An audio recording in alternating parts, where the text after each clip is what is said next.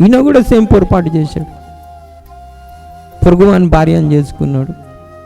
కానీ నాతాను ప్రవక్త వచ్చి చెప్పాడు, ఆ పాపివి నువ్వే. అంటే అతను ఏం చేశాడు, వెంటనే నేను రాజును, నన్ను కరెక్షన్ చేస్తావాను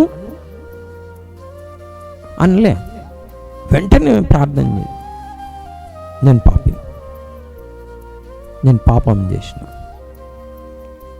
ఇప్పుడు వీళ్ళిద్దరిలో ఎవరు కరెక్ట్గా చేసిండ్రు? హెరోదా దావీదా? దావీదు.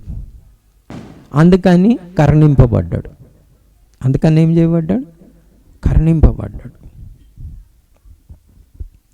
సో మనం అలాంటి మన తప్పు చేస్తాం, కానీ ఎవరైనా సరిదిద్దినప్పుడు ఏం చేయాలి?